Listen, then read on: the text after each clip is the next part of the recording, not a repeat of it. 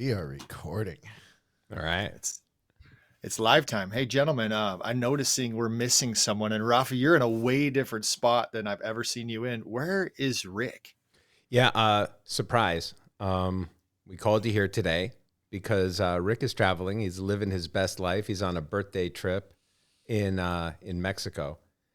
And Fix and I figured that while he's away, you can ask us all the real questions that you need to about MONSTERBASS, Rick, the company. We could rifle through his underwear drawer. Like it's gonna be good. It's gonna be good. And I gotta tell you, I really like sitting here. You look comfy. I'm so comfortable. You were trying to be like, I don't know how he gets anything done. And yeah, you're like, you just love being in that I think chair. the trick is, and I might give this note to Rick when he comes back, is just don't wear shorts sitting there. Yeah, and that's for all of our benefits. We appreciate that. Hey, first off, like kind of offended. It was my birthday too. No invite on this trip, but I think we'll get into that. Let's roll it. Let's start the show. Start it up, Fix. Okay, fine. Hey guys, it's me. I'm back. What's up, party people? We're like, Mads, come on.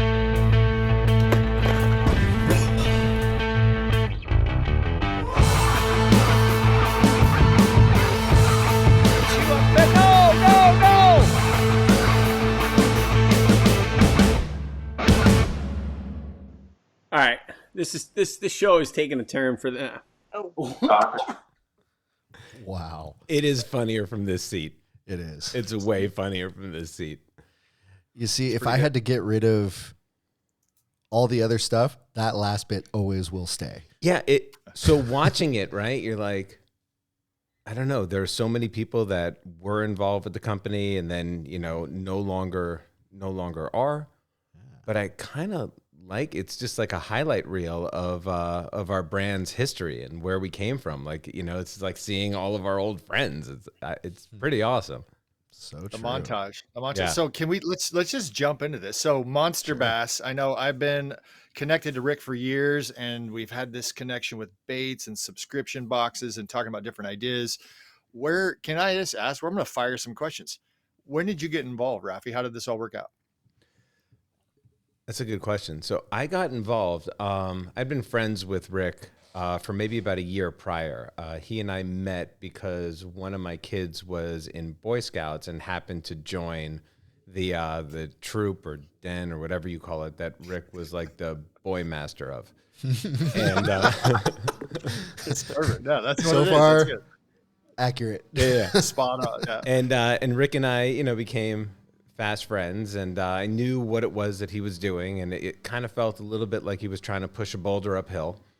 And then something strange happened, which was the pandemic hit, and everyone had government money and extra time and needed to be outdoors, and like his entire world within a matter of months had shifted. And I remember talking to him about it, having nothing to do with my involvement, but just as a friend, where he really confided. Well, and of course I'm going to share it with all of you now. So Rick told me not to tell anyone.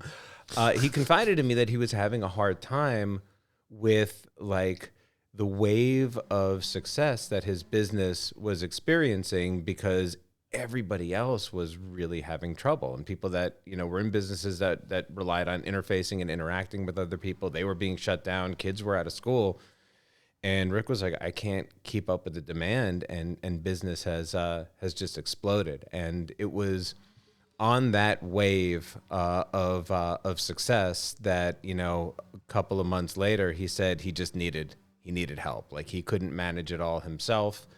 Yeah. And so he asked me to join him. I reminded him that I knew absolutely nothing about bass fishing. And to his credit, he thought that perhaps that might even be a strength, because my perspective wasn't necessarily like influenced based on what I already knew about the industry.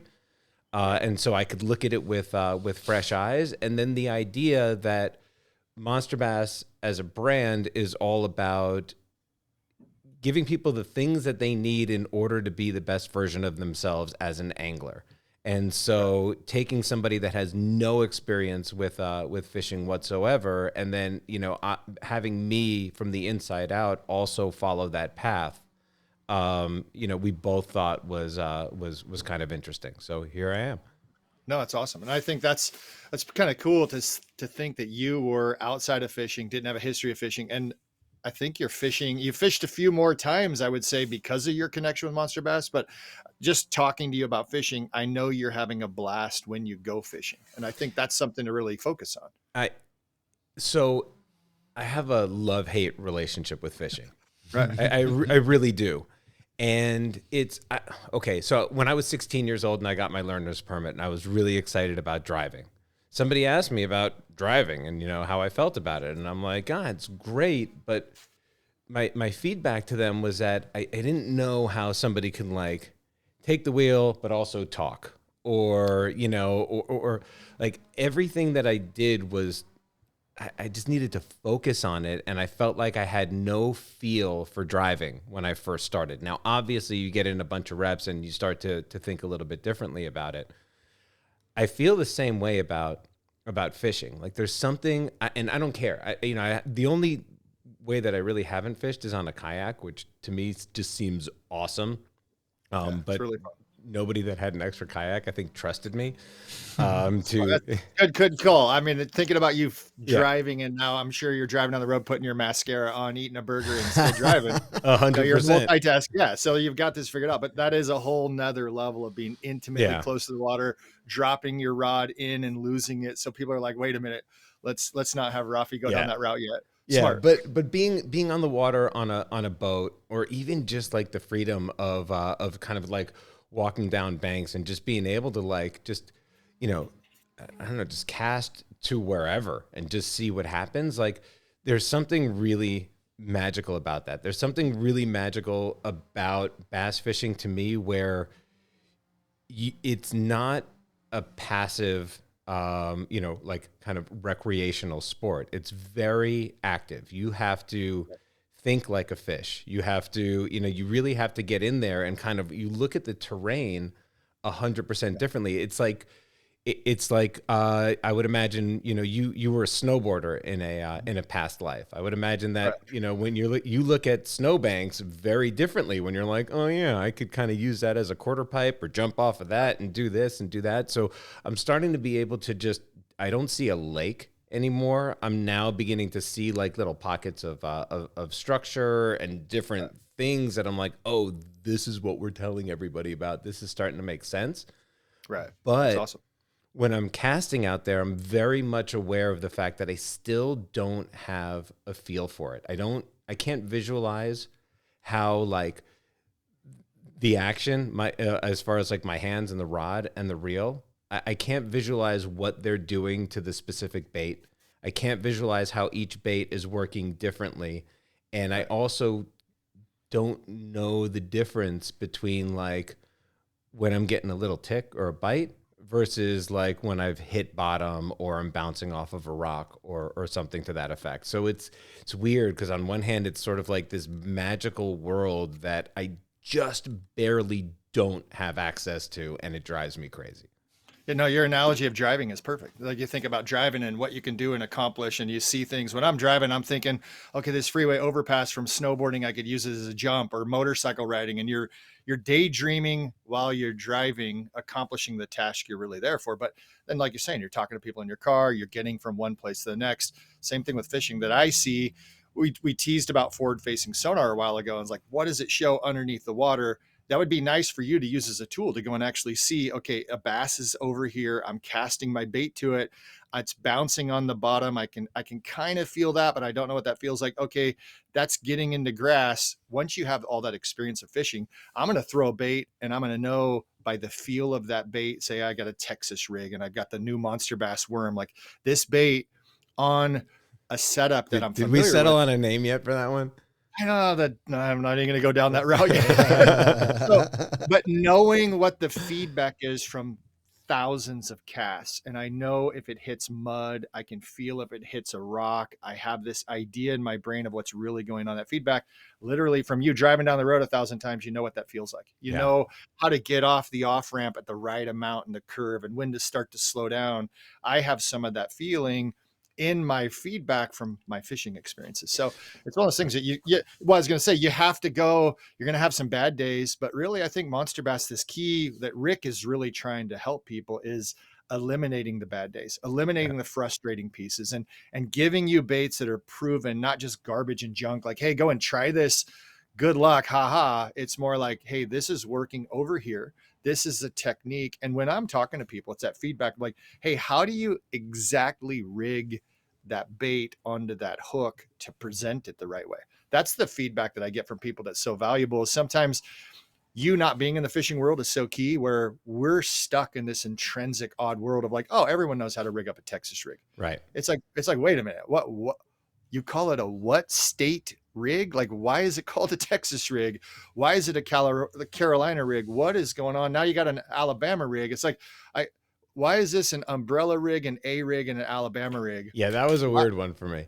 Right. It's like, why is a shaky head and the head doesn't shake? Why do you call that a shaky head? So when we start just throwing out ideas, techniques, and just terms, people are like, what are you talking about? You guys, this whole fishing world that we're just very comfortable in, I think Rick is spot on. Bring in somebody else that you have all these life skills and things. And I love that piece is you're going to fish different than somebody else fishes because of all your past experiences. And it's not to say that you're going to be any less successful. You apply the techniques that someone else has proven to work, you're going to be successful in your own sphere of the way you fish. So I think the same thing with business. It's awesome to bring all these people, a good collaboration, use your best skills. We can marry those pieces together. And I mean, obviously Monster Bass is doing awesome and it's doing great things. I would say, and this is some stuff I wanted to ask why Rick is gone. We got to know Rick on a different level, I think, than most businesses. And we'd see him at his desk and he'd be opening up his mail and the mail person would drop through the slot and his dog would go over and bark at him. And we were like family with Rick. And so this vulnerable opportunity of people to get to know the business owner, I think has been really unique with Monster Bass. It's like, this is a guy pulling this off. He's got great business tactics and knowledge, but his goal, really end goal, is to help people catch fish. And it's not something he even takes an enormous amount of time to go and do. He just has the tools and the skills. It's a really cool thing that he's providing this opportunity for all of us. So for me, it's really cool to like be pulled into this Monster Bass family. And it's kind of funny because people are like, I get texts and messages right now from the show to my social media and they're like, hey, I never knew you. Hey, and I'm getting people like, how do you rig this? What is the brand of bait you're using specifically from the last show? They're like, what is the 1 ounce spinner bait you were talking about on the show? And in my brain, I'm like, oh yeah, I never actually shared that. I was just talking, thinking everyone knows these things. And it's like, oh, for us to back up a tiny bit and be more specific to truly help people along that journey. I think that's the key with this whole live, and it's the baits and it's the whole deal. Yeah. And also like, you know, the idea of waiting a beat once you say the word jerkbait to let people like me just giggle for 2 seconds and then like move on with it. Right. I still haven't done that. I hope you never get past that's I mean, I'm super immature. My wife's like, oh my gosh, the stuff you say that when I hold this up, the first thing you think about is inappropriate names for the worm, because that's I think that's where we go. And that's the fun side of this serious thing that, I mean, fishing Monster Bass Cares, literally fishing has saved some people's lives. Yeah. And it deals with serious things. And you touched on it for just a second. When you're driving and you're so nervous to get to point A to point B, that drive to get to work is that almost that free time where your brain, it's almost weird to think of like driving as a meditation piece. It's the same thing of like the decompression coming home after a long day work, the time spent in the car. If you can use that to your benefit, same thing with fishing. You go out fishing and you use that, not so much like I have to catch fish, but if you can understand, like I'm learning things, I'm out in nature, the catching the fish is the secondary benefit. But if you can utilize that to just focus in on your life, and I hope when you fish, this is a question, do you think about all the other everyday stresses? I know you have children. No, I don't. The world melts away when I fish. Now, don't get me wrong.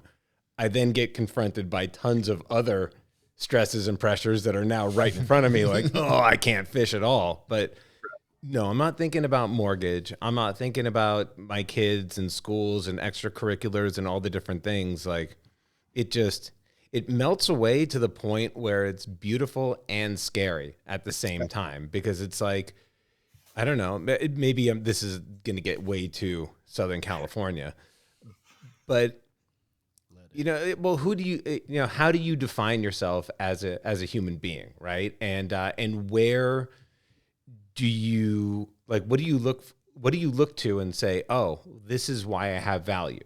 And whether it's friend or husband or father, and all of these different things that I say, oh, okay, I have value as a human because I'm influencing and positively impacting all of these different human lives, even if it's just being there for them. It really is kind of interesting when all of that just so easily and completely melts away, where you're not even thinking about yourself as a person, or at least I'm not thinking of myself as a person. I'm thinking of myself as like a fish, or I'm thinking of myself as part of nature, right? Where, everything is available to me to figure out. I just need to key into it. And so it's like beautiful and terrifying all at the same time, that you could just lose yourself so like completely in fishing. No, I think that it's really interesting when you go really into the psychology behind it, because you want to be successful and you want to catch a fish. Now, if you're catching a fish to feed your family or to feed the village, that's this whole other piece of like, I really need to catch this fish or we're going to die. We're going to starve to death. Or am I going to catch this fish to be cool? Is it the social media holdup? I need to do this, whether it's my business, my sponsor, my friends, my wife, my girlfriend. I want to impress people. And all these things happen in all of our brains of like, why am I fishing? And then that extra piece that you talk about is like the provider portion. How can I take what I've learned and how fun is that to pass on? So my favorite piece is like going that full circle is talk about scouts. I was a scoutmaster for probably 20 years. And my son now, I have 5 boys and the first 4 are all Eagle Scouts. And my son, that's the youngest, he's a life scout and he wants to become an Eagle. And part of that whole process is they're developing their skills. They're learning to do different things. And then at the end, to do their Eagle project, it's something they give back to the community. Same thing on my end with being involved with Monster Bass. I talked to Rick. It's like, I want to be able to help people accomplish the things that I've accomplished. I want to help you. It's like when I talk to Raphie, it's like, hey, what does Raphie not know? This is the deal. And then even like bringing in Fix, it's like Fix is out here. He's the photographer. He's these things that we're learning. It's like to learn to be confident fishing, to be able to share that. I think it's weird after 51 years now that I've had a birthday. It's not so much that I want people to be able to avoid the situations that were bad for me to learn. If I can help a little bit of that, that's fine. But I think that learning process, I think for me, finally learning, understanding a little bit of empathy, it's to be there through the encouragement when they're going to have those bad experiences. I still need, when we go fishing, I'm going to have Raphie and Fix both break off fish. You're both going to get snagged. You're both going to have all those things, but to be able to be there as a sounding board, to listen, to understand, and to not so much help you avoid it, but to be there with you through it, I think is an important thing. And I think that's what Monster Bass really offers. It's not like, hey, we're going to guarantee you're going to catch fish, but if you're having struggles, if you're questioning something, what's the question? And we're going to try to give you resources and answers that you can go on this journey by yourself and really understand you're never alone. You're not by yourself. Yeah. But I think having that opportunity to learn, like no one can make you a better driver. Going back to that analogy, you have time behind the wheel is what it takes. To become a better angler, it's time on the water. It's those things of like, okay, now I have the tools, I have the resources, I've got this core group of Monster Bass family behind me. Now it's my responsibility to go and put in the time and become a better angler. So it's interesting. All right. Before we get into all of that, but let me just say, yes, I agree. You touched on something about Rick. I want to unpack if you're open to it. Mm-hmm. Let's do this. So he's gone. He'll never see this. He won't watch this. No. How funny is that? If if he gets upset with us, it's like, oh, you do care. You are watching it. Oh, we had no idea. I'm sorry. Yeah. We just assumed you didn't care. So Rick is a unique individual, like just as a human, but also as a CEO. Because you're right, he does bring people into his living room. or sitting behind his desk, whether it's like the Geezer Squad, that he used to do on Instagram, going live, or just using Monster Bass Live as a platform to just announce ideas before they're even cooked, right? Like, what do you guys think about this? He's kind of. So you had, I'm guessing, a relationship with Rick before your relationship with Rick, and you had as like as a customer or a viewer or whatever. How does and now you've had the opportunity to work with him in a much closer way than you had historically. Like, is he the real deal? Does he stack up, or or is it different? No, you're asking serious personal stuff that I think it's a value that Rick has allowed you to go to his house. You're sitting in the throne of Rick with that vulnerability. His son's throne. Yeah. Fix actually had to go to somebody's house to pick up the spare keys. Yeah. So understanding that, of knowing Rick and knowing that he values my success in fishing, he values my family. He understands I still need to go and buy milk and bread and do these things. And it's like, okay, here's an opportunity that we can work together. It's not like it's about the money, dollar value of how this is all going to fix everything in the world, but it's the understanding that Rick really wants people and his partners and really his Monster Bass family to be successful, no matter what it is. I know it's fun. He talks about people talking about spending too much money on baits, and he throws out the little one-liners. It's like, okay, this is an earning area, and he's dropping some knowledge on some potential investments. He's always thinking big picture for people to broaden and challenge them. And he wants to challenge me in the things I do. And it's like, hey, you talk a lot and this is really good. And you have the skill set. How do we maximize your skill set and put you maybe in videos more often and give back those resources to help people? But at the same time, it's helping me. Same thing I know with Fix. It's like, hey, Fix, you've got the skill set, photographer, great work, all these things.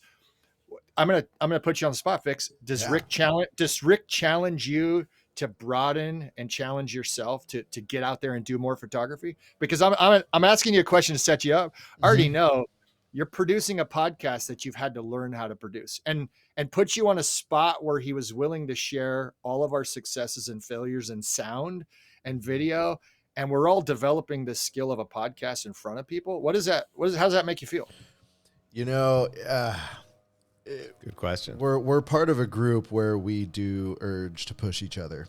And when I was originally approached with this, like, I just didn't have the knowledge base, but he just made it seem so appealing to just like push forward and learn more, and just made it sound easy. So I made it easy. And, from not knowing audio and or video, I saw an opportunity to be able to learn on the fly, and just this broadened my horizons of what I wanted to do. At one point, I was ready to start a podcast for the world. Like, it was I wanted everyone to do something with it, and it was inspiring originally, and now I'm, I don't know. That's awesome. Can I take that analogy back to fishing? Sure. What has helped you the most from doing this podcast in your standard career? So trying to pinpoint this to fishing, to wrap it back together. You're a successful photographer working with these great brands you and I talked about, and people may not even know that still, but then you do this podcast. How has the podcast helped you become a better photographer? It's 100% has to do with me. Just like I can learn and literally do what I want. And it's, I was able to take, my knowledge of thinking on the fly, into this, and then having to problem solve, literally a lot faster in this particular field. And I take that into, how I approach photo shoots. When something doesn't go right, it's like I have a choice on how I choose to react. And both Rick and Raphie have, what feels like, stabbed me with ice picks, but really are just, giving me the opportunity to like figure it out. Like, hey, we're live. You need to figure this out. Like it allowed me. Yeah, and it's allowed me to relate it to photo shoots where it's like, okay, I'm the only one that can run this thing. So nobody else is going to do it for me. So how am I going to figure this out in a way that is still presentable? I mean, that's the magic of a live podcast, right? Yeah. I think that human nature is to figure out why certain things happened that were out of your control so that you couldn't do the thing that you set out to do. Yeah. Right. And I think that for the people who don't look at that and then say, well, wait a second, that's sort of like an autopilot response that I give. And it puts me in a situation where then I'm just the victim of circumstance. Instead, let me take a step back and look at the things that I could have done differently in order to avoid something like this. You know, then you're stepping into a position of power. That type of I don't know, self-audit, if you will, I think carries with you no matter what it is that you do. So the fact, Fixie, the fact that it's a live podcast and you can't hide, and it's just sort of like, all right, look, if you're running the microwave and the toaster and the fuse blows, it's okay, well, the house sucks and the wiring is crappy, and we'll just send one of the kids outside to flip the switch, and then we'll remember not to do it in the future. But if you're live and, you know, your entire presence on the live is dependent on that fuse not blowing, you know, then if you try and figure out, okay, well, what is it that I could start to do a little bit differently? So I think at times it has been ice picks, you know, or at least it's felt like it, but you've stepped up and into the challenge beautifully, and, you know, didn't take the, well, that's the way it is approach, you know, or there was really nothing, I did everything right. And sometimes life happens, which you could have taken, but you never do. Yeah. Can I say it's gracious that the Monster Bass family allows us to do that? If you look at the punch list of like, okay, first I heard our first show 9 times in my ear. We had this echo thing. And then one show we were cut off and we disappeared. I mean, we have all these, if you look at like the evolution, like I was white as a ghost and my lighting is not perfect today, but you know, like we have this evolution of like, we're all coming, and I lean towards the microphone on purpose because it gets super loud, and I don't have the best setup, but understanding that we're on a forward progression to get better. I think that's the key for all of us. And I relate it back to fishing is that's when I talk about being more diversified, trying to bait from a monster bass box that you normally wouldn't fish with. And it's like, no, I'm going to fish with what I know and what I'm comfortable. It's like, no, try this other bait, try this technique. It may not even be the thing that gets you to the finish line, but it will help you when you go back to what you're comfortable with. Like you going back to your normal job, you're like, man, my job's easier. So if springtime fishing is when you find the most success, because that's the hero time that fish are feeding and they're coming up pre-spawn, whatever you learn during wintertime fishing and you apply that when it's freezing cold or raining and the fish really aren't biting, you're a more diversified angler. You're actually better. So I think that's understanding the trouble and the tough times. It's not for us to eliminate those things for anglers. I think that's when they learn the most. Going out, like if you have a day and somebody says, hey, there's the fish, and no disrespect to guides, they're to put people on fish to have a good time catching fish. But then the really successful guides are the people that teach people what they're doing, and they're teaching them how to become successful. And that's a whole nother learning process rather than guiding somebody to catch and to put food in their freezer versus I'm going to teach you how to fish and I'm going to guide you into this kind of that. I mean, going back to Boy Scouts and anything else, like we're talking, Jared, you've been able to take a podcast. Now, this is the crazy part. You could actually teach people some things to avoid, but also how to apply the skill set you've learned to be more successful producing a live podcast. So it's pretty cool to watch that happen in 6-7 weeks. It's awesome. Yeah. I mean, you know, when I first started doing this, which was like right at like the height of the shutdown, I knew nothing. I was asking friends. I'm like, oh, hey, you're an audio guy. Like, help me out. And now there's people hitting me up like, hey, man, how did you start this? You know, and I can actually answer it and be like, this is what I did. This is how it works. Here's how you can skip doing what the mistakes that I made. And here you go. And it's really cool because I've been able to give back just in what I've learned from doing this to other people. It's funny. When I was really excited about doing this podcast because Rick is gone and we could just kind of be honest about everything. Yeah.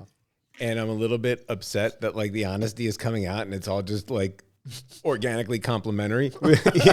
Terrible. No, You know? you're supposed to dig in his underwear drawer. Yeah. So we're gonna start digging in his underwear drawer and start pulling up skeletons. But before we do that, like, I guess, Chris, you touched on it, right? Which is, Fixie had an opportunity that most people wouldn't have. But not only that, he was learning on air, live, in the same way that you and I are, right? Whether it's lighting, whether it's not talking over one another, the things that we can't, after what, the second or third podcast that we did, you're like, when you pulled me aside, you're like, okay, I'm confused as far as your role on the show. And when you say something ridiculously stupid, am I allowed to publicly let you know? And I'm like, yeah, of course. That's why I'm here, is, so that you can take the side of like fishing. Right. But I think that that's also the magic of Monster Bass, and really something that makes Rick so much different than the average bear when it comes to, who they are as a CEO, because most companies circle the wagon and pretend like there's a wizard behind the curtain. Most companies put their best foot forward and say, this is who we are, this is what we're doing, this is exactly why we're doing it, and we are 100% bulletproof. And Rick's philosophy has always been, this is who we are, this is what we're doing, but just like you, we're the guys that are figuring it out, and let's all figure it out together. And where I really see it work is I look at some of the other competing brands, and they're commoditized. I like this because of the value here, or I like this because it happens to be my favorite crankbait, or whatever it is. But I see like the people that gravitate towards Monster Bass, it's not product specific, it's not bait specific, it's not a commodity business. They gravitate towards Monster Bass because they feel like they're a part of the community, and that's because Rick has been so open with the process and the first to say, you know what, I screwed it all up. We did this, and boy, we shouldn't have. Ice fishing box. No, you're nailing it exactly. Of my intrigue is, I work with other brands, and that was always a concern of mine, of like, okay, I'm working with Akuma, and can I talk about Akuma? Can I talk about Molex? Can I talk about these different companies that I believe in their products? And Rick's like, I put other products in boxes as a cross promotion marketing tool to help them become more successful. So you're talking about commodities and brand specifics and all these things, and brick, it's like building these businesses, brick and mortar, storefront, online. Wait a minute, this is a lifestyle. This is a family. And that, I think, is the biggest intrigue with me and the connection to Monster Bass. Is I don't want to pigeonhole my fishing, because I fished my whole life, but I've done so many different things. I don't want to stop learning. And I think that's one thing that really intrigued me with Rick, is like, hey, I can come on and share some of the expertise that I've learned about specific baits. And I'll tell you, last night I talked with a friend for like 45 minutes. I am horrible at punching. Because I live on a lake that really has not had the grass. They treat the water. It's a man-made area. We haven't had this grass grow up and make these mats. I haven't spent as much time as I want down in the Delta. And punching's relatively new. It's a technique of fishing. 15 years ago, no one really knew the fish were down there, and really no one knew how to get to the fish, and let alone get the fish out. But now punching is it's a skill set that if you don't have the ability to punch, high noon, certain days when the fish are down underneath the grass, you can't get a bait down to them. So I'm on this quest of like, okay, what's the best punch rod? What do I got to use? I got 65-pound braid, can an ounce and a half weight get down? And so these are the things that I'm saying to you guys with punching. They're like, what's Chris talking about? You may or not even know. And it's the ability to throw through what looks like unfishable grass and drag a bait with a heavy weight down to the fish. A lot of times there's a canopy, and you're punching through that canopy, and you're literally 4 to 5 feet away from the fish. Scientifically, they don't even know, are the fish asleep? And fish don't really sleep. But if you think a high noon, sun is directly up, bass are hiding. If they go down and they want to slow their metabolism, because they're not really going to go to sleep, they go all the way down to the safest spot. They sit down there. They're safe. They can ambush food, but maybe they're kind of asleep. And having that 2-ounce weight bounce through the canopy and make a ton of noise and drop right in front of their nose and wiggle, you can catch some of the biggest fish of your life punching. Just have But this odd visual of like, you know, just Bass taking a little like high noon Taking a- smoke break. And then all of a sudden like, oh, let me just take a little bite of this thing. And that's the next monster bass. That's the T-shirt. Is a bass is down there. He's got his big. So anyway, like, but I'm just so tired of bassing. I just need a break. and then they're hanging out. That's it. But that's the new piece for me. It's like, okay, I want to become versed at punching. I want to become better this winter at using spy baits. And it's all of these things where I want this personal. What's a spy bait? Okay, so to make this a little fishing-ish, I'll show you some fun things. So wintertime fishing, we won't go into that because we got like 4 weeks to figure out wintertime fishing. I think the thing to understand is right here is a spoon, and I'm just going to show you a couple things. This is specifically a spin tail. This is a blade bait. This is a jerk bait. And I'm showing you wintertime baits, and they have one thing in common. Now we're going to a spy bait. Spy bait has these little blades on the front. I thought it would have more cameras on it. Right. It's all spied. It's Yeah. spied out. All of those baits I just showed you look like a fish. That's generally what I'm thinking where I live is what the wintertime forage is for these fish. There's going to have bait balls, and these bait balls, they clump together. If you've got forward facing sonar, downward facing sonar, whatever you want, you can find a bait ball. And historically the bass are underneath them. They're swimming around. They're eating fish that are falling out of the bait balls. The bass are consuming fish. So I want to fish baits that look like small fish. When we think of this bait, so we got this A-rig, there's all these little blades. Actually, I believe that's an umbrella rig. So yeah, it is. So you got an umbrella rig, you got an Alabama rig, you got an A-rig. This normally has other baits that are soft plastics hanging off. So you have this entire school of fish that you're fishing with. That's so crazy. Is that legal in competition or no? This is the cool part, is in like the highest level of fishing, they've said no. You can't use it in like Major League Fishing. They say it's too successful. In California, we can only have 3 active hooks. It's too easy, I guess, is what they say. So 3 hooks on the bait. So if you think of all these little umbrella outcroppings, there's a spot to put 5 baits. Some states let you put 5 hooks. California, you can only have 3 active hooks. All these jurisdictional agencies need to manage the fishery. So that bait, you would think if I hook that up and it's so easy, the pros can't use it, I should catch a fish every cast, right? Yeah. And it's like that. Why would I use anything else? Well, one is you have to throw it in an area that you have 3 to 5 hooks that can hook what could be a $35 bait to the trees or the rocks that you're fishing it over. So every time you cast, you're going to maybe throw away $35.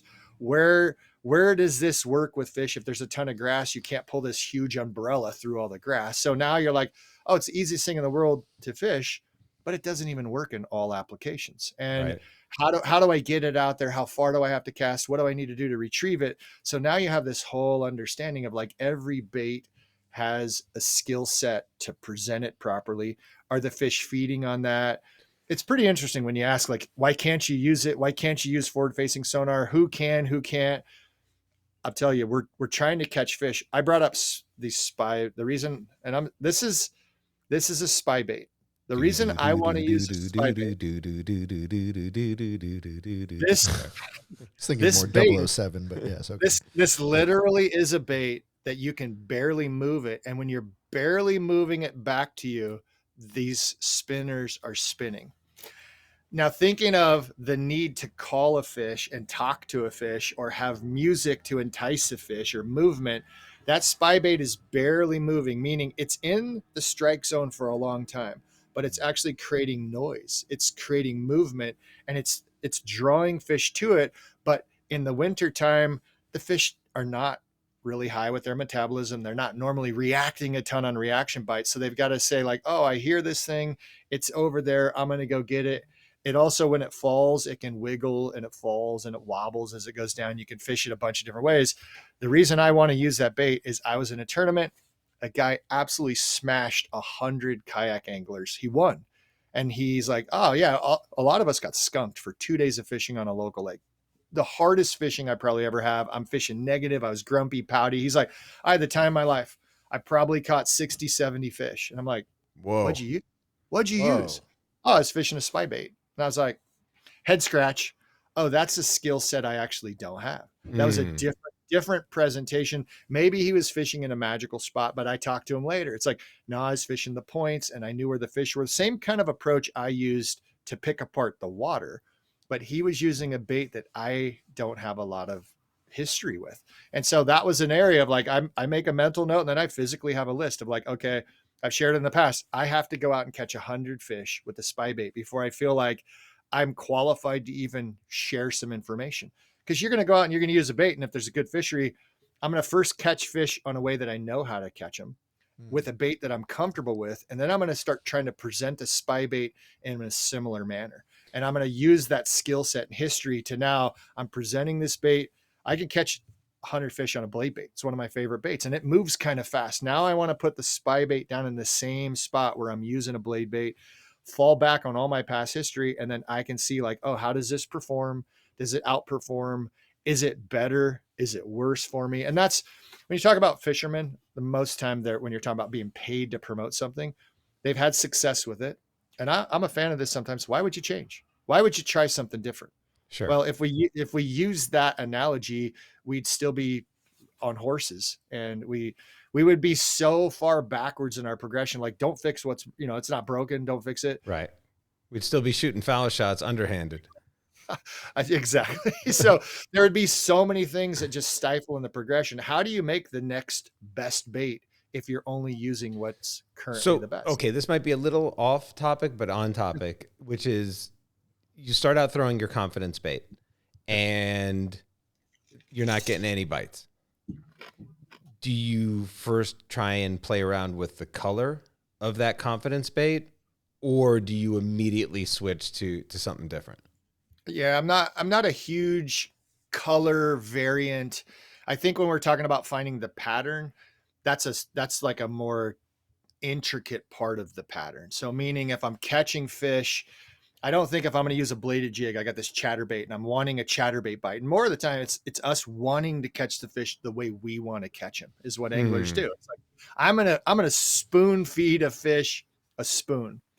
I'm going to go out with a spoon. I'm going to drop this bait vertically down in front of it. And I'm jigging it off the bottom. I'm using a spoon. I don't catch a fish. In my mind, it's not because that spoon is green and yellow and I need to switch it to a silver one.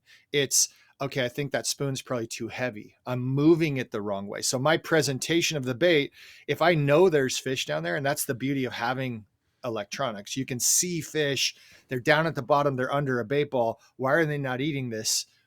For me, it's not color. Color is like secondary, third, fourth, maybe the fifth move I'm making if I want to really pinpoint and get exactly on what they're feeding. Right. But for and me, you had mentioned before also that color makes sense depending on what level of the water column you're fishing at based on what is and what's not visible, right? So presumably you've already picked the right color for the right, level of the column.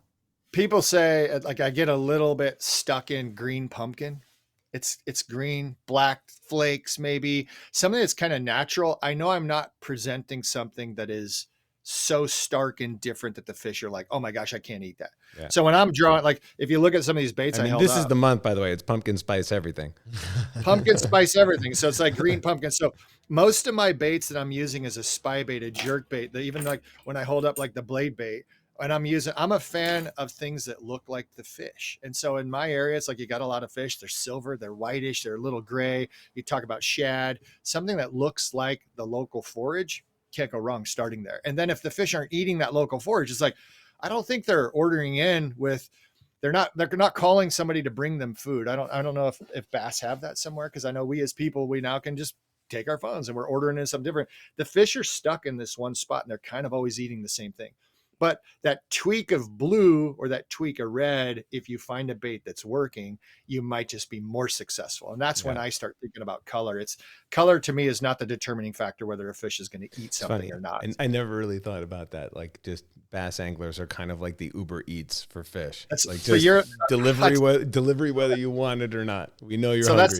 I'm telling you that I tease with people all the time. It's like, you are the Uber Eats. You're bringing stuff in. You're calling it in. You're bringing them something 9 times out of 10 that they wouldn't eat anyway. I mean, back to this worm. What is this? Like fish are not swimming around normally in your local lake eating a 6-inch wiggly worm. I mean, that's not what they've Ubered in, but we are there to force feed them. I'm going to show you. Can you go back that screen? Like this right here, this bait. And we talk about this bait. It's awesome. It's got this little tantalizing tail that wiggles. I know Fishing the Lone Star, he did a little video and the tails in his hand were wiggling. Taking this bait right here, wintertime, this may be a little long. So I'm going to go right up to this one little spot here. I'll twist the bait, pull it. And now I have a little bit smaller offering. I have this cool hook right here.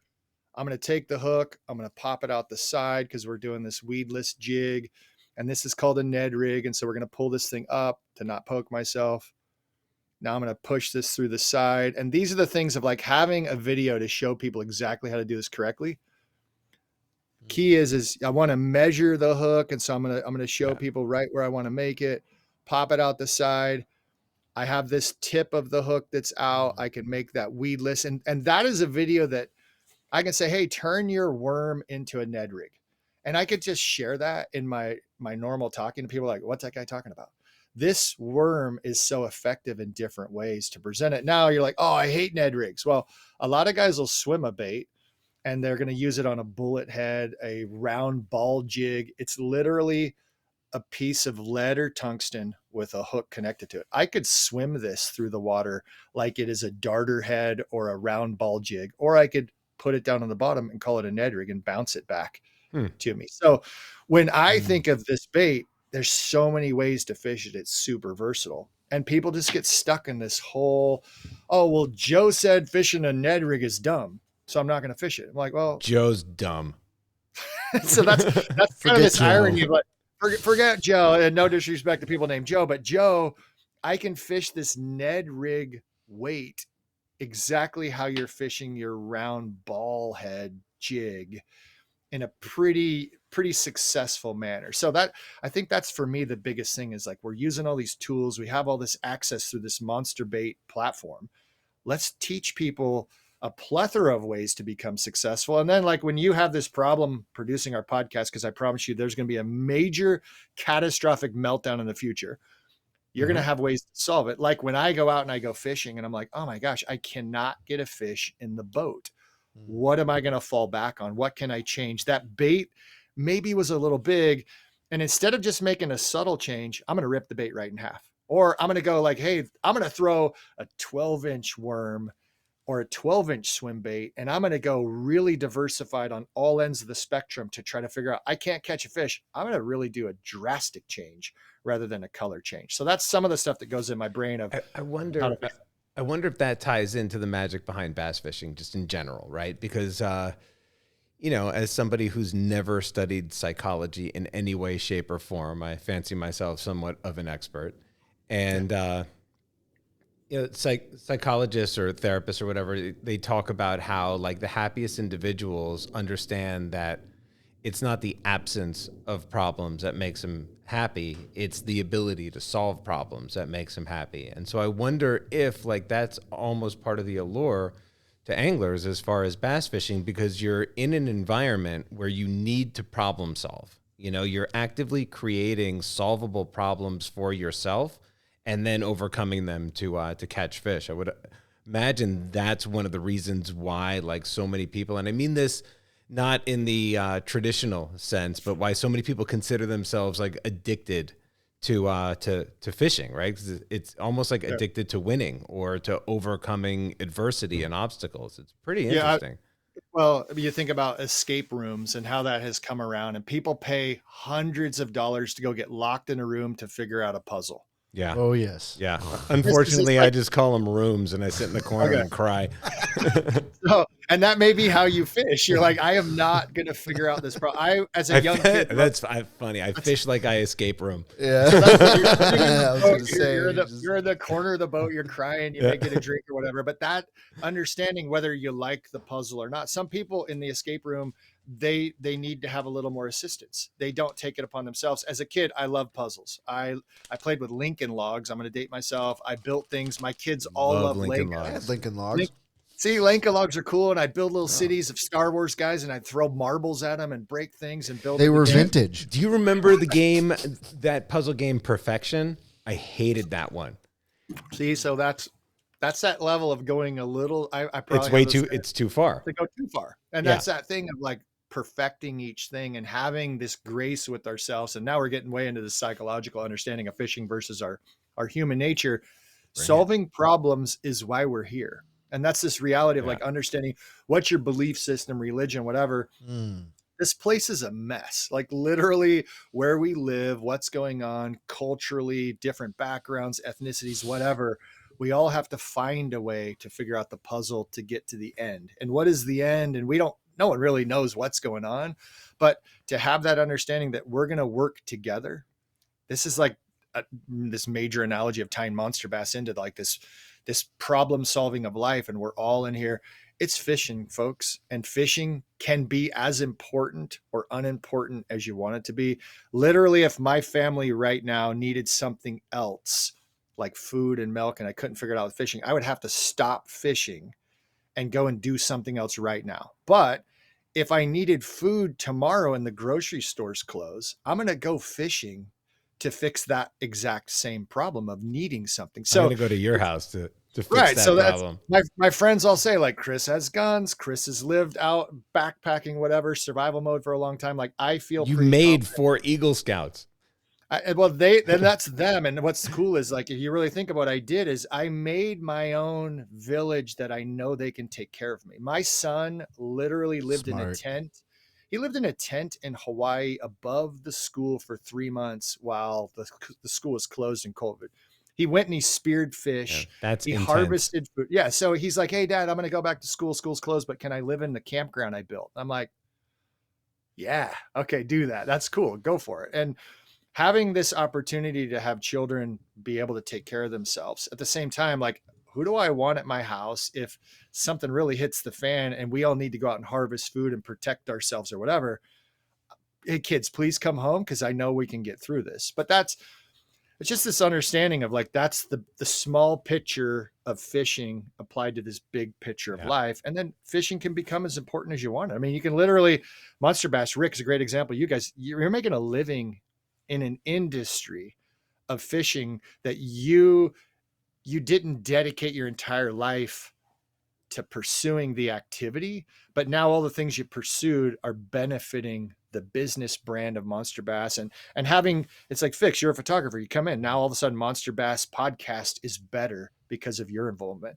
And so that's all of us together. It's all these interesting pieces. My favorite quote is a rising tide raises all ships. Sure. And if we're all getting better at a podcast, we're all getting better at fishing. You're going to obviously, Raphie, you're going to help us understand our psychology and make better decisions. And those are the things of like, I may be really good at fishing and catching fish, but I have other areas that I'm terrible at. And I have things that I need to work on. And so if we can all just slowly become better in all areas, that's a cool part of this human experience, I think, that we get to do. So, yeah, except yes, but I'm not over perfection yet.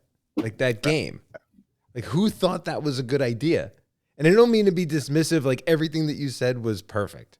It was absolutely perfect.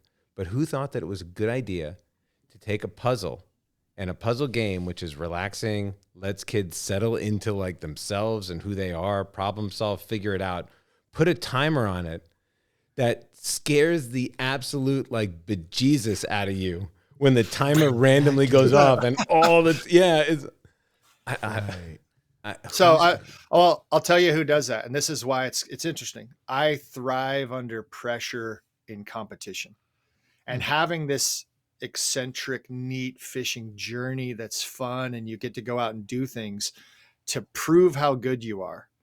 Go fishing where there's a time limit. Go fishing when they say lines in here, lines out there. Now solve the puzzle as successfully as you can during this allotted time. And that's all you get. And so now you're like, wow, I caught a fish. My blood is pumping, my heart is racing. And then I cast again with the same bait. And I don't even realize it, but I'm reeling faster because now I have adrenaline, because now I'm in a competition and now I got to breathe. I got to slow myself down to at least just get that crankbait to come back. It worked coming back at a certain retrieve rate, but now that I caught a fish and it's part of this competition, my next time I retrieve it and it's coming back so fast that the fish don't even see the bait. So I thrive in that. And I think that's that whole piece is almost proving the skill set you have. And I'll tell you in life, that's the same thing. It's like crisis time. Who's going to sit in the corner and cry when it's a crisis? You may be the person during the crisis. You're like, escape room is the end. I'm crying. I might need Chris's kids to come over and help me and save me. Yeah. Or I get all of my crying out of the way in escape rooms where they're low stakes so that I can show up during the high stakes times. Oh my God. I wish Dante was here. So that's the fun part of understanding fishing. It's really cool because you can just go fish for nothing. I was down in Marin this weekend. We were doing this endurance festival. So I was announcing a triathlon, half marathon, running races, all this stuff. People came out to go fish on the pier at McNears Beach. And I'm like, hey, what's going on? How you guys going fishing? Because the pier just opened. I'm like, what do you guys fish? And the guy was so excited to share with me all the different fish he has caught off of the pier. And he's hoping for striper, and he's got halibut that come in from the deep water of the bay. He's got you can catch sharks, leopard sharks are there. He was so excited because of his history. He was also bringing his daughter out on the pier. They were going to go fishing. It was the first time he had time off work to go and do that. So then it's like all this sharing of a family and going fishing and being successful. Now, if they go, and I would like to think about these things, if they go out there and they have a terrible time and they catch no fish, if that was their focus of catching the fish was the only thing, then he failed. Mm-hmm. But if they can switch the experience of I'm sharing something I love with my family, the time out on this pier in California, the weather was gorgeous. The sun was out, birds are flying by, the water's out there. That's, to me, fishing is understanding that we're so focused sometimes with just catching fish. Not catching fish in tournaments and pre-fishing, we call it eliminating water. You're going around and you're not catching fish all day long. Well, then I'm not going to probably go back to that water during the tournament. That is so valuable to understand your failure is really part of your future success. So that family, hopefully they had a great time. I hope they caught fish, but more importantly, I hope that they were able, no matter the reaction of the fish to their baits, I hope they had a good time just doing what they were doing. And that's part of like this education to the Monster Bass crew and the family. We're talking about these podcasts. Here's baits in your box. They may not get you a fish when you use it, but here's a bait that you've never used, and now you're learning how to make that bait do something different. Mm-hmm. Now when you go back to a bait that you may be more successful or more comfortable with, you're just like when Fix says I'm now more comfortable and better at my normal job, you're gonna be more comfortable and better at the bait you would prefer to throw. I think Fix is feeling a little too comfortable because he's suggesting that we try and call Rick on his vacation in Mexico. Which I don't think is a bad idea. But while we try and get him on the phone, Fix, do it. Chris, you mentioned that you were announcing like an endurance event. You've had a really interesting. I feel like when you told me about all the different things that you either are or were involved in, it's like you're describing 7 different people. Could you just give some of us context into your history? So the journey, we'll go a 2-minute journey down 50 years. Grew up as a young kid in Southern California. So I was in your neck of the woods, born down in like Cucamonga. If you get him, yeah, go ahead. Hello? Ah, there he is. Uh-oh. Yeah. Hi, Rick. Hey, what's going on? Well, you're on the air. You're on Monster Bass Live with me, Fixie, and Chris. We decided that since you were in Mexico, we would break into the back house, set up all the equipment, and have ourselves a little show without you. Yeah. Shut up. Yeah. I don't know how to prove it to you. Do I need to FaceTime you while we're here? Wait, before that, hey, how's my birthday trip? How is our birthday trip? Is what I want to know. How's that going? Our birthday trip's outstanding. I decided to go to a full moon party for both of us. Yes, all right. Very nice. I like nice. It. Yeah. Is there anything you want to ask really us? In the back house? Yeah, we sure are. Are you guys really in my back house? Yeah, we are. All right. Do I want to ask anything? Are there any happy dads left? Ooh, I don't know. That's a good question. How's the show?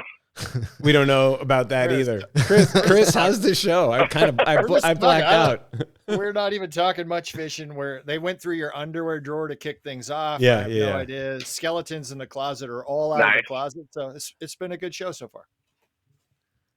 Amazing, amazing. So I'm the only one that did some fishing. How is the fishing? What do you got so far? You got a fishing update from Mexico?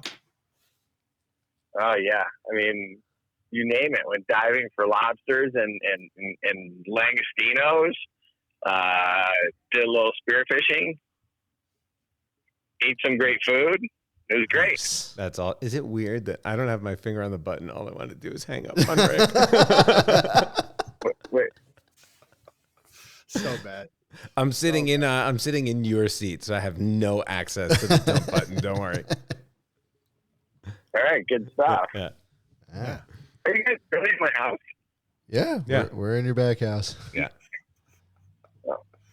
I had to go get a key from your family to sneak into your son's back house. Hey, and don't worry, the my garage is clean. We've given away everything in your garage. Yeah, exactly. It's done. Don't worry about it. We did a crazy giveaway without you. It's going to make moving so much easier. I love this. It's all right. Yeah. All right, Rick. I think we're gonna let you go and enjoy the last full day of your vacation. And enjoy. I'm actually driving to the airport. I'm literally in the back of the driving to the airport. Are you really? I thought you were back. Oh. I thought you were back tomorrow night. I'm back tonight. All right. Oh, we got some cleaning up to do. Yeah, we should. Uh-oh. Yeah, I'm like, Fix, we got to straighten this place up. I hear this thing. All good. All right, well, Hey, safe travels. We got to go. We got to clean things up. Fix, put Maximus's stuff down. Oh, yeah, sorry. All right, Rick. Talk to you later. I think he ditched it. He hung up on us still Good. when he wasn't even in the show. We deserved it. I was going to answer something. I had no idea. What did you ask me before? Just as far as your history, and then like how did you first get involved with Monster Bass? Yeah. So the back history, born down in Southern California, Upland, Cucamonga. There wasn't actually even a hospital in Cucamonga. So I was born in Upland, moved to Texas, lived in Texas for a few years as a kid, moved back to California, came up right where I'm at here, Lake of the Pines, 4th grade, local lake. That's a private community.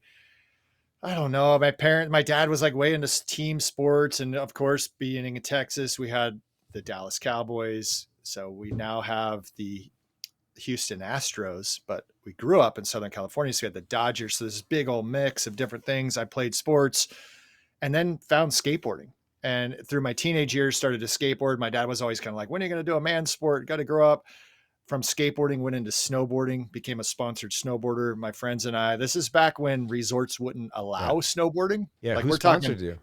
So I rode for Boards in Motion. I rode for Free Flight. I rode for Morrow. So I had this Dawn Anywhere snowboard clothing company. So went through there doing half pipe, was actually racing on race boards and ski boots. And still, it's just the weirdest stuff before border cross. I'm 6'5", so I'm a pretty big guy. And had border cross been around, I think I could have beat up everybody for a while, done pretty good in that, but that wasn't even a thing. Right. There was no Olympics, needed a job, became a plumbing contractor, got married really young, started having children. And Kelly was always involved in everything and did every activity, went from skiing with me when we were dating and she started to snowboard, would fish with us. We'd dive for abalone. So now having a plumbing contractor's license in California, building a business, building a brand, became a golf pro. And there was like this weird little switch that I went backwards and kind of retired from plumbing and was like, Hey, Dad, you're right. I'll give myself 6 weeks to play golf to see how good I can be. Can I shoot even par and then take the PGA test? So shot even par. Sport. Yeah. So it's like this whole other sport, which I found out later that like there's fishing on golf courses and they always have these ponds, but I was a golf pro at Winchester Country Club and I was assistant pro there for a few years. I met a guy while I was a pro there that owned events and he owned triathlons. And so I was teaching him golf, became his co-race director, started doing events. He ended up selling his business. He moved to Idaho. And so trying to keep up with all this, I started working for Susan G. Komen doing their Race for a Cure event. So I was the race director in 3 cities, leukemia lymphoma walks in 7 cities, worked with Stanford Hospital doing 3 events, paddleboard racing. Paddleboard was huge at the time. So I was a big advocate of paddleboarding, was fishing off my paddleboarding. I didn't even know there was paddleboard racing. So paddleboarding was huge. It came on the scene really big, super fast race boards, surfing in the ocean. So now I'm doing events. I'm an event announcer. I'm an event producer. I'm doing paddleboard training myself, trying to stay active and healthy, was fishing a ton. So back when I was 12, I taught myself how to fly fish on a trip to Oregon with my dad. Became a fly fisherman. Northern California fly fishing is awesome. But back to this lake, we moved back to Lake of the Pines like 9 years ago. And I had fished in this lake with my kids growing up. I'd fly fished here, but never really keyed into how good the bass was. Came back to Lake of the Pines, and these kids from Scouts are showing me. So I'm a scout leader during all these different things. And I could go off in tangents of all the different jobs I had in life insurance. And my wife has said, like, I'm a jack of all trades, maybe a master of none. And so I always have these things in my brain of making sure I'm good enough at the things that I'm doing to try to be successful. Having Scouts show me 5, 6, 7 pound bass in a lake I live across the street from, I'm like, okay, I'm going to go and learn how to do this. What is this? I've been able to catch bass before, but I want to become really proficient at catching fish. I want to be more successful. I was fishing on paddle boards in kayak fishing tournaments. So literally standing up on a balancing tippy board, fishing in the Delta where the wind is like 30 miles an hour. And I have a dumbbell on a string for my anchor. And a guy came over, he's like, hey, you got third place. It's pretty good. Did you know there's kayaks that you can pedal with your feet, control where you're going and keep fishing? And I was like, oh, light bulb went on. I went up to his house. He was actually a rep of Native Watercraft. I got 2 boats for Kelly and I just never gave him back. We're like, this is incredible. I can fish and not paddle the whole time. And so that was like this launch of 7, 8 years of kayak fishing, doing kayak tournaments. And that was back when Monster Bass was first coming out with these boxes. And I talked with Rick. I knew the informative fisherman, Nick, was doing some things with Monster Bass. And I'm like, wow, this is really, in my journey to becoming more proficient, I just wanted to learn every type of bait and be diversified. Northern California, we've got lakes. You've got potentially one of the best lakes, Clear Lake, in the country. We'd go and fish tournaments over there. Then we go down to the Delta, which is tide influenced, and the water's coming in and out. And it's a complete different fishery with thousands of miles. You couldn't figure that place out if you spent your entire life, but some people have done pretty good on it and really amazing on it. But it's one of the most complex fisheries in the world. And the bass fishing is phenomenal. And so having the understanding of going from Northern California lakes, still fly fishing in rivers, going over to Clear Lake, Lake Berryessa, Lake Comanche, getting into the Delta, it's like, I need to learn really how to fish well and in different ways. And I met some friends on the pro tour and the connections, and they're fishing down in Southern California, really influencing, like Todd Klein is a professional angler that fishes with Akuma and Electric Sunglasses. These other brands I've connected with. And he's now out fishing. He announces events like I do as well. He works with the WSL, World Surf Tour. He was a pro surfer with the likes of Kelly Slater, and then now fishes on tour, and he's fishing in the championship coming up. And so having access to talk with people and meet people and really utilizing what they're doing in fishing and how they're successful, and never being pigeonholed with what I thought was cool or cooler. I think we're all stuck in this idea of like, what's the coolest, or what I do is cooler than you. And I always tease, it's like, oh yeah, Ned Rig. I go back to Ned Rig a lot because this thing gets beat up on social media so much. And it's like, oh, it's not cool. We're fishing for bass. And then continuing the story is COVID closed down our business for events, and I switched to making socks, and we could talk about socks forever. From my sock business of printing fish on socks, I'm now connected to ocean anglers around the world and catching 1,000-pound tunas or bill fishing. Their understanding of fishing for ditch pickles and how they rate us in the world of anglers. Ditch pickles. We're not cool to a person that has a $40 million bill fishing boat like Michael Jordan to go out and catch blue marlin and white marlin. But when you start to talk to people, we're just as cool. It's okay. If I'm using a Ned Rig next to my grandson or my daughter who's using a bobber, next to my friend that's fly fishing behind us with a topwater rat, we're all doing something that's cool. Yeah. No one is cooler than anyone else at the end of the day, because as best as I know, we're all just going to die and turn back into the dirt, and whatever happens after life, we don't really have those perfect answers, and faith and belief systems are super important, but our journey right here is to be together and get to this end and have a decent experience of again, back to that, figuring out a puzzle, finding a way to make sense of it all. Back to fishing saves people's lives. If you think about the PTSD and this Monster Bass Cares, and it's this big, huge circle that is so intrinsic of the skills I learned from fishing. When I go bass fishing, I'm way better at ocean fishing. It's really cool. There's a good podcast, Flats Class. Is there a parallel? Flats Class, I was going to say, they just had this podcast. This guy is awesome. He's in Florida, all about water conservation. He says, I love taking bass fishermen out instead of, and it is not all bait fishermen in the ocean use bait. Some use it, like no live baits is a big push. Bass fishermen are so detail oriented. You're talking about switching the color. You're talking about going down a shoreline and pinpointing your cast exactly where it needs to be. A fish like a bass is hiding under this canopy and we're punching down to him. In the ocean, a lot of times you're dumping chum. You're following the birds. These schools of fish are coming in and feeding on all of these bait balls in the ocean. You're popping plugs. You're throwing live bait out there. None of it's easier or harder. It's just a different skill set. And sometimes being a bass fisherman, you're so detail oriented. When you go out in the ocean, you're like, yeah, the rod is so much bigger or the reel is so much bigger, but your detail needs to accomplish the task to hook up a fish. Sometimes you're just driving a boat. You're trolling. You're literally not casting specifically to a fish. So again, in that world, and everyone starts to argue of like, my way of catching fish is cooler. My way is better. I only use artificial lures. I mean, the $50 million boat isn't bad though. No, and that's just like that's pretty cool, right? Like if you have a boat that your helicopter can land on the top, and you got 3 jet skis on the back, and you're having your full moon party, and you happen to go catch some mahi that you fry up in tacos on your boat with your chef, I'm like, okay, that's pretty cool.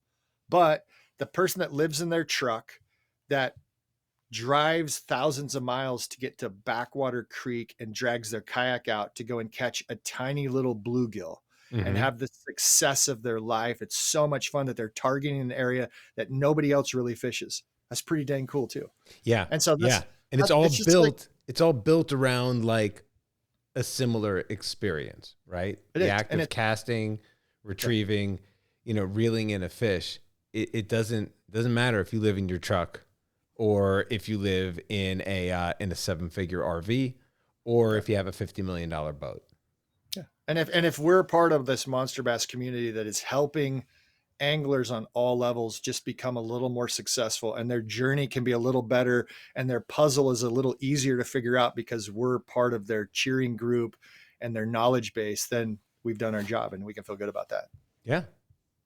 So that's, well, if that ain't a way to end a podcast, I don't know what is. I'd say we covered literally nothing but everything we needed to talk about today. I mean, that's kind of where that's the good part of it. It's so funny. I feel like, this is a podcast of us like starting a conversation. Hey, and people listening to it. And this is the hard part. Sometimes I think we'll get stuck, and this is for fun, our journey. My wife mentioned the other day that I was holding things up. When a person is listening to us in the future on Spotify, they're like, what's that guy talking about? So us understanding and becoming better because we will have people listening to this journey and listening to our podcast, the skill set to describe the baits, and for us to be better at what we do, which in return helps other people. It's literally this never ending circle. It was funny that you decided to take Kelly's note and enforce that when Fix was struggling eating those peanuts last week, and you're like, what do they taste like, Fix? For the people that are listening, describe what you're. Yeah, the people that can't see your face is on fire and you're crying. Well, it's like, then pull up Spotify, watch the visual podcast. Oh, I'm just kidding. Yeah, that's true. So we are on Spotify and Apple Podcasts. You don't have to tune in live, but if you want to see our faces every Wednesday at 7 p.m. Eastern, continue tuning in to the Monster Bass channel Wednesdays at 7. I think I said that 6 times. Yeah. Let's do it. Don't forget about Monster Bass Cares. Don't forget. I'm going to step on the screen now. See if it works. I'm going to donate. Yeah. Perfect. Yeah. All right. Well, you guys go clean up the mess you made at Rick's place. And thank you. We'll see you next week for sure. All right. Sounds good. Thanks, Chris. And just for fun, I'm going to play the tortilla slap because it just never gets old for me. Never. Sweep the leg. Oh, yes!